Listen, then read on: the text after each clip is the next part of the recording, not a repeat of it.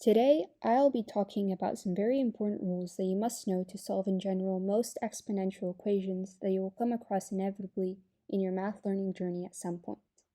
Essentially, there are 7 basic exponent rules, or sometimes you may hear them referred to as the laws of exponents. First, we will list the names of all of the rules and then go more in depth into each specific rule and how to apply it to different problems.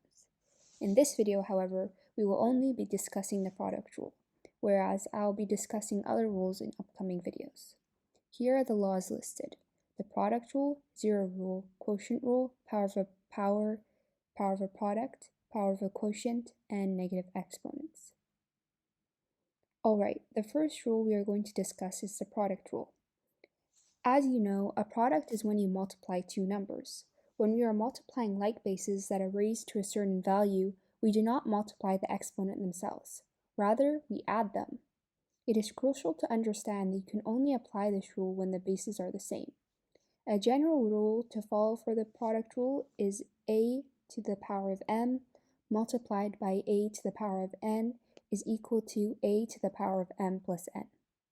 I would suggest you memorize this rule because it will serve as a reminder to you to only apply the product rule when the bases are the same, and if they are, then you can add the exponents together.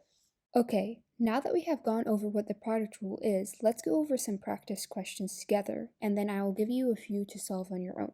The first problem that we will do together is 2 to the third power multiplied by 2 to the second power.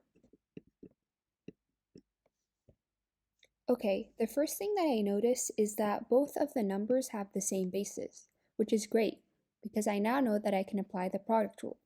I can refer back to this rule right over here, a to the power of m multiplied by a to the power of n is equal to a to the power of m plus n in order to solve this problem.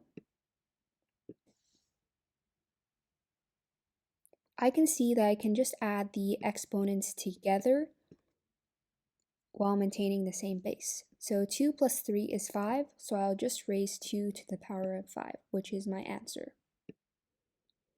It's extremely important to note that I kept the same base. I did not multiply the bases by each other, so I would not do 2 multiplied by 2. Rather, I would keep the same base and just add the exponents. Another thing I want to show you about exponents is the fact that you will still get the same answer if you choose not to add the exponents together or not apply the product rule.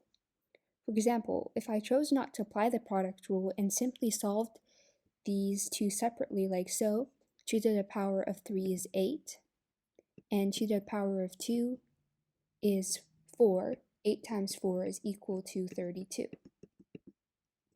But also, 2 to the power of 5 is also 32. As you can see, we got the same result in both methods. Okay, we will do one more problem together. Here is the problem that we will solve. X to the second power times x is equal to... A lot of people get intimidated by variables, but really you can simply just treat them the same as you would with a normal coefficient base. Here I can see that both bases are the same. So again, I can add the exponents together. Now, I know a lot of people get confused and they don't see the number raised to any power. If a number is not raised to a power, this does not simply mean it is raised to the 0th power.